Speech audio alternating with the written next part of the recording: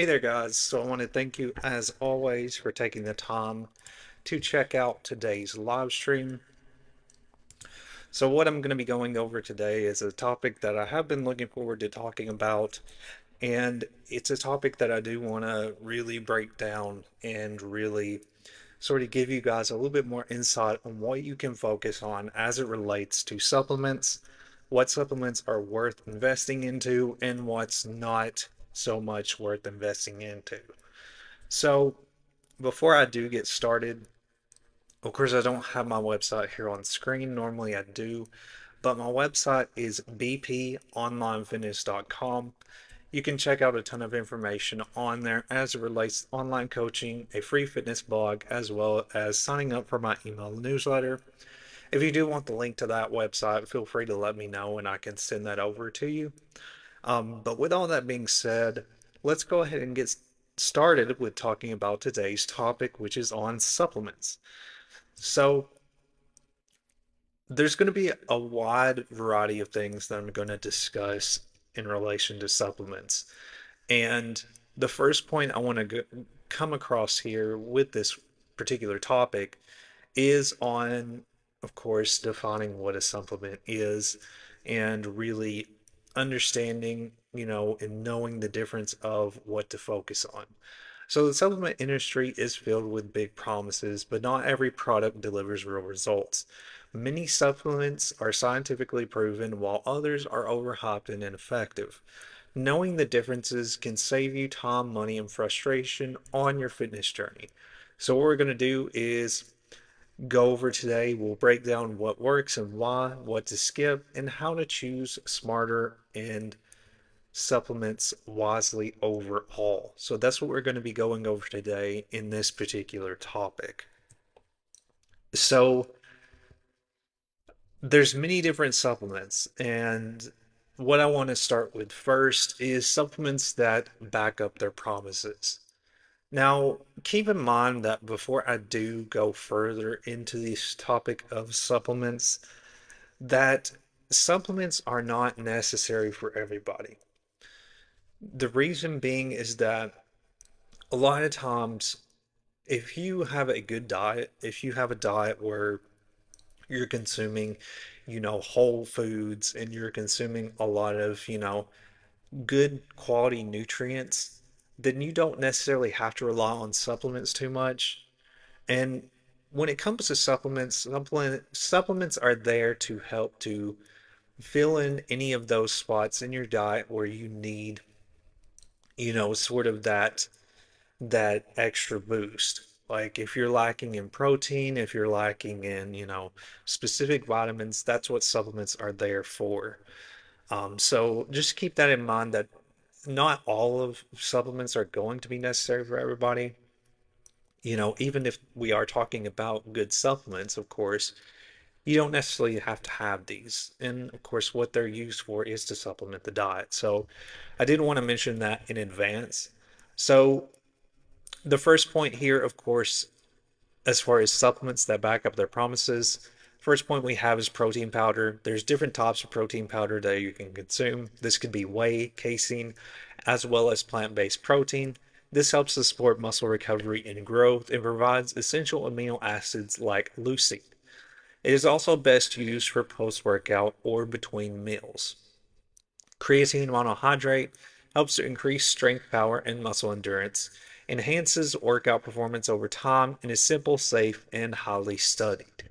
Omega-3 fatty acids, otherwise known as fish oils, is reduced helps to reduce inflammation and support heart health, aids in recovery and joint protection, and you also want to make sure that you choose hot EPA and DHA formulas when you're choosing omega-3 fatty acids. Vitamin D3 boosts immune system and muscle function. It supports overall hormonal health, especially important in low sunlight areas. Electrolytes, sodium, potassium, magnesium, improves hydration, muscle function, prevents cramping during intense training, and also look for clean and sugar-free formulas when it comes to electrolytes. So with all of these points, I do want to mention that I do consume both protein powder as well as creatine monohydrate. These are two supplements I do take, of course. As far as vitamin supplements, I do take a multivitamin, which means I'm going to get that vitamin D3 in there. So as far as what I consume, these I would, of course, the protein powder and especially the creatine monohydrate. That's something that I consume daily. Protein powder, excuse me, protein powder is more of what I consume for post-workout and muscle recovery, whereas creatine monohydrate I'll keep in my system to, allow for, allow it to stay in my system and to also help, throughout my workouts as well. So these are some of the supplements that are recommended, of course, that you should definitely try. And again, keep in mind this, all of these are not necessary for everybody. You don't have to have them, but they can be beneficial in many ways. So, understanding protein supplements. What I want to go through next is breaking down protein in particular. So, what are they? Protein supplements are concentrated sources of protein from animal or plant foods. The common forms are whey, casein, soy, pea, rice, egg, and collagen. The available as there They are available as powders, bars, or ready to drink shakes. So why to use them? So these are convenient ways, of course, to hit your daily protein targets. Again, they support muscle growth, repair, recovery post-exercise, and are helpful for busy lifestyles, those with higher needs for limited protein intake for food. So I do want to go over the graph that I have here in understanding, the types of proteins, the digestion and speed of that, as well as the ideal use for these particular types of protein. So for whey-based protein, this is a fast digesting protein and is recommended post-workout. This is what I normally consume, after I finish my workouts. I always, make a whey protein shake. That's what I always consume. Again, it helps with the muscle repair and recovery because when you're going through your workouts, of course, you're breaking down those muscles, and those muscles need nutrients in order to repair back. Casein is a slow digestion based protein, and this is mainly for overnight recovery. So, the way that I would say casein would be a good option for certain people is, say you may have missed some of your protein intake throughout the day and you wanted to sort of supplement that and get a little bit of extra. So this is something that you could drink before you go to sleep. It's not something that's going to, fully go through your system quick. It's not going to digest as fast. So it's not going to, make you use the bathroom, in other words, because it's going to be more slow digesting. You can consume it at night and it's not going to, it's a great option where it's not going to wake you up, in other words.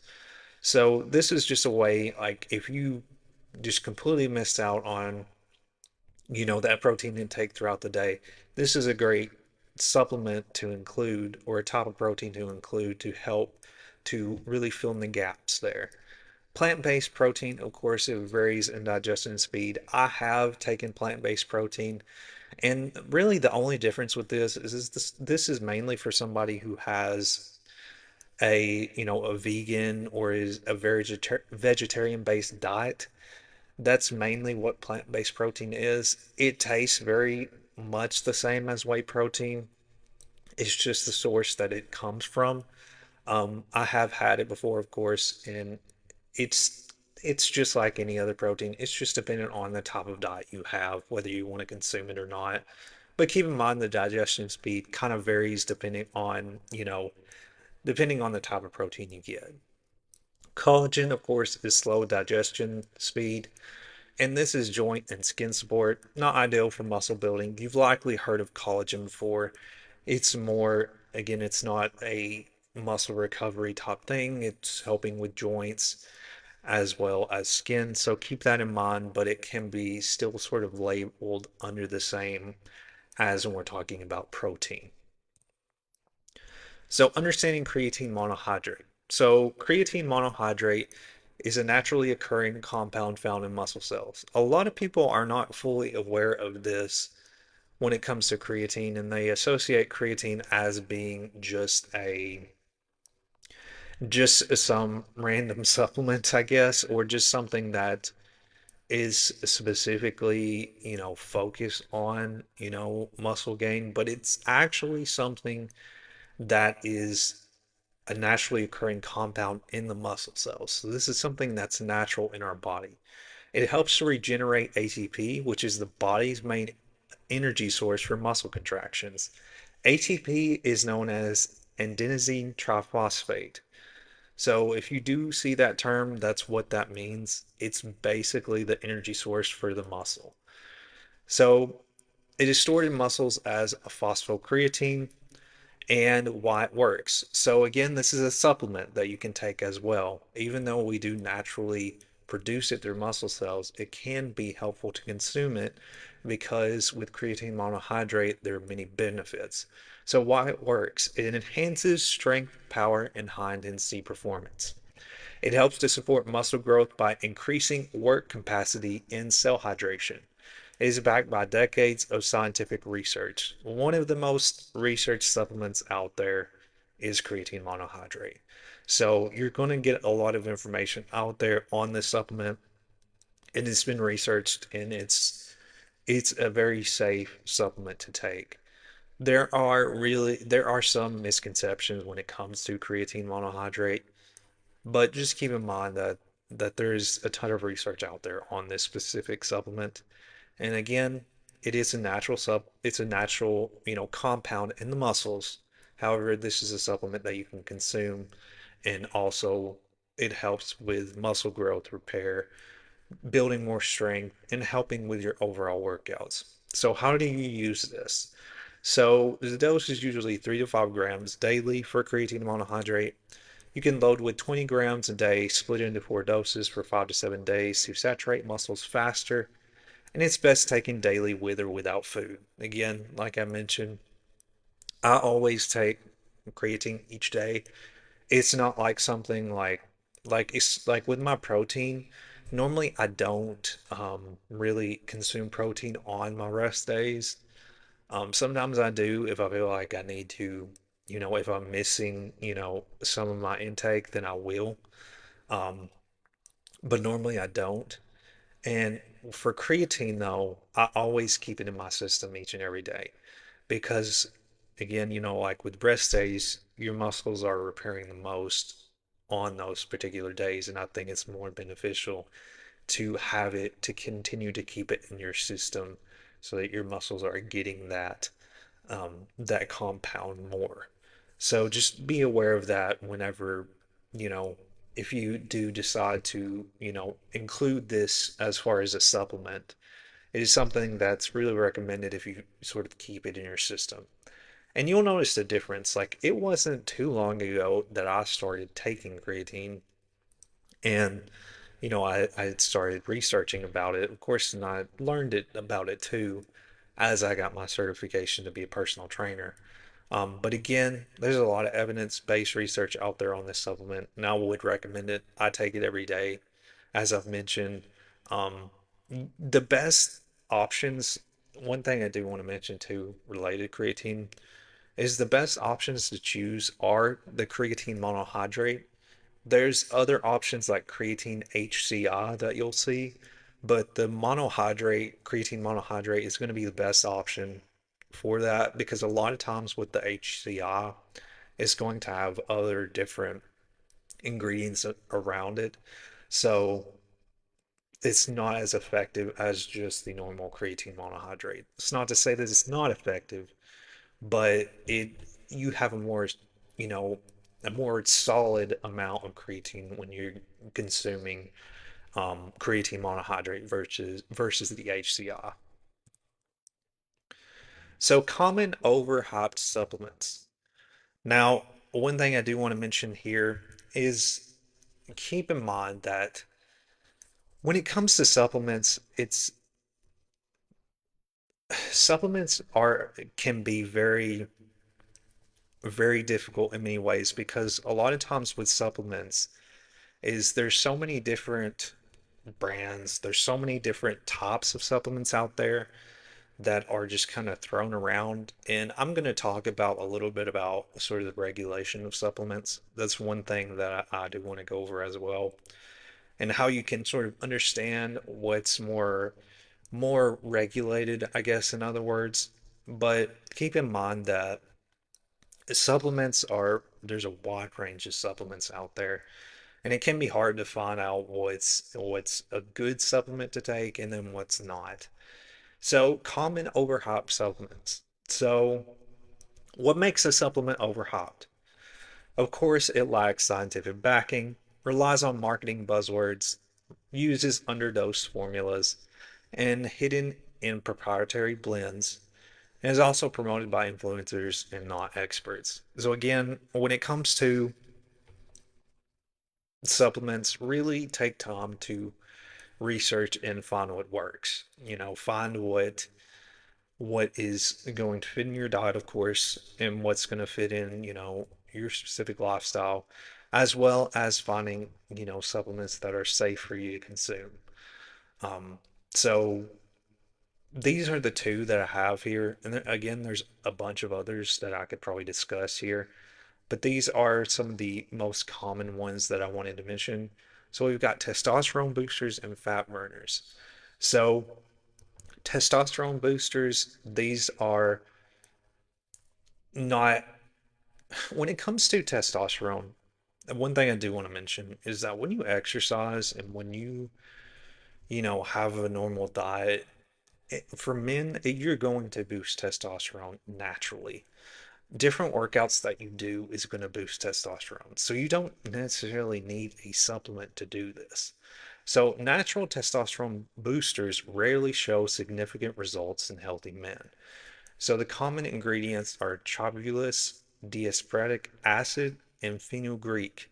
So most effects are placebo driven. Better sleep, heavy lifting, and zinc are the options. Of course, like I mentioned, when you're having a healthy lifestyle, you're going to boost your testosterone, especially, lifting weights. Some of the best exercises are actually lower body based exercises that actually help with boosting testosterone. If you have, a good amount of vitamins in your system, again, you're going to boost that. So there's no need to have a supplement that's likely not going to be effective in any way. Fat burners often contain caffeine diuretics. Diuretics, to keep in mind what that means, a diuretic is basically something that you consume. It could be a specific drink. It could be also food as well, but it's a drink that base or not just a drink. It's a something that you consume that basically is dehydrating you. That's basically what a diuretic is. So there's temporary water loss when it comes to fat burners, which means that's not necessarily equaling fat loss. So the risks of fat burners is elevated heart rate and jitteriness. So when it comes to fat burners, a calorie deficit in a diet, a good diet and movement is what you need. I mean, I know it sounds kind of funny to see what the better option is because the better option is pretty much common sense. Your normal, having a healthier lifestyle, eating the proper diet. And that's really all it takes. It's a lot of people, I think, when it comes to some of these particular supplements, a lot of people just want a quick fix. They want a shortcut. When really the most effective way to really, boost testosterone or lose fat are oftentimes, getting proper recovery through sleep, lifting heavy, as it relates to testosterone, and then of course having a good diet and, when it comes to fat loss and, being in a calorie deficit and, exercising. So that's really all it takes for, these particular, if you're trying to boost testosterone or lose fat, that's all it really takes. So just be aware of that. Just really be mindful of a lot of the supplements out there. Again, I will discuss a little bit about regulation on supplements as we get towards the end here. But just be aware of these. So, understanding supplement labels. So, of course, you want to check the supplements facts panel. This is very similar to the nutritional facts that you'll likely see on, like any kind of foods. However, these are a little bit different with how they're labeled. So you've got the serving size, which will be per scoop, capsule, etc. Amount per serving of each ingredient, daily percent value. So this is to see how much it contributes to your daily needs. You also want to watch for proprietary blends, terms like muscle matrix blend or extreme pump complex, odds dosages. You don't know how much of each ingredient you're getting when you're looking at proprietary blends, so choose products with full transparency. So, third party testing and quality assurance. So, this is what I wanted to discuss. And when it comes to the aspect of supplements, supplements are not as regulated as some other, products. Like when we're talking about food or anything of that sort, they're not as regulated. However, there are different third-party companies that actually test specific types of supplements. So, what is third-party testing? This is independent organizations that test supplements for ingredient accuracy. What's on the label is in the product, purity, free from banned substances, heavy metals, and contaminants, as well as good manufacturing practices compliance. So you'll see these, what I have here on the right is some of the testing organizations for different products. If you look at the back of some labels of, any kind of supplement, whether it be creatine, protein, any kind of supplement of that sort, you'll likely see one of these different organizations labeled. A lot of times with what I get, usually that label is on there, which means it's a good supplement to take, in other words. So NSF certified for sport, this is basically a screening organization for banned substances and athlete safe substances. Again, this is like, if you're doing any kind of competitive sport or any athletic sport and you want to know if this is something that, like would affect any kind of drug test or anything of that sort, that's basically what this type of organization is looking into. Informed Sport and Informed Choice is batch tested and globally recognized. USP verified is verifies ingredient potency, purity, and manufacturing standards. BSCG certified drug free tests for 500 plus banned substances in these different supplements. So if you see any of these, if you see a label for any of these, a lot of times I see NSF certified on a lot of the different supplements I take, but you'll see others. If you do see any of these sort of labels on any supplements, they're going to be a good option more than likely. So just be aware of that these are some of the testing organizations when it comes to the quality assurance of supplements. And that's what those labels mean if you see NSF or USP. So the most cost-effective supplements. So we're going to really go through, some of the same supplements we talked about. And these are the ones I really recommend the most. If you're wanting to take supplements or you feel like you need to include supplements in your diet, these are the ones that I really think are where you should start.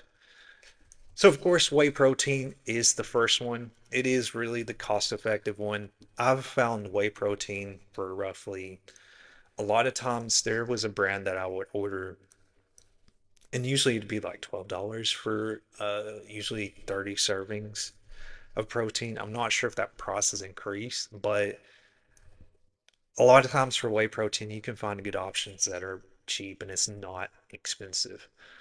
And again, keep in mind, usually with whey protein, a lot of times the servings is usually 20 to 30 days that you have that you can, it'll last a month roughly for that protein. So that's something to keep in mind. Again, usually they're inexpensive.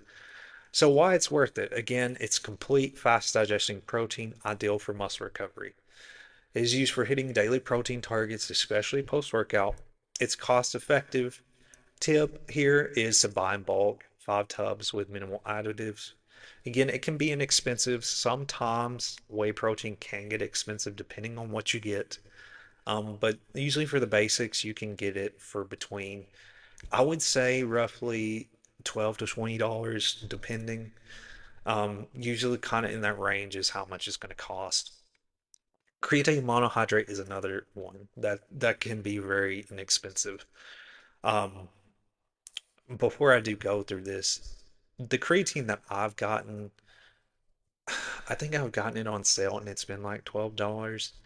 And usually it lasts, a lot of times for creatine, you can buy just one, it's like one little tub that you can get. It's not very big. It's not like the size of like a protein tub. It's really a small little canister. And usually it lasts for 3 months a lot of times because you're only taking one serving, and that one serving isn't that much that you take of it. So you can get creatine. Like I said, I think I've gotten creatine for like $12 for a tub, and usually it'll last 3 or 4 months, I want to say. So it's another great option. So why it's worth it? It's backed by decades of research for strength and lean mass. Again, your dosage is going to be 3 to 5 grams daily. Its bonus is no need for loading or expensive versions like creatine HCl. Like what I mentioned before, I think I said HCI when I meant to say HCl. What I mentioned before, when it comes to creatine HCl, is a lot of times it can be more expensive. But again, a lot of the most recommended types of supplements when it comes to creatine is going to be the normal creatine monohydrate. So make sure that you see that besides not choosing the creatine HCl. So just keep that in mind. So basic electrolytes. So why it's worth it. It supports hydration, muscle contractions, and endurance. So you want to look for sodium, potassium, magnesium, not just sugar water. And the budget tip is DIY mixes or affordable single ingredient packs. There's a bunch of different electrolytes, and a lot of you guys likely know the different types of electrolytes.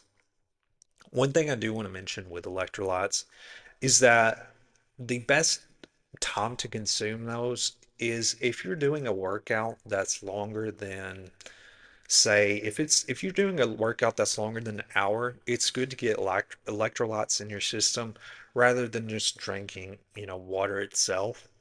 So again, this is like sports drinks and things of that nature.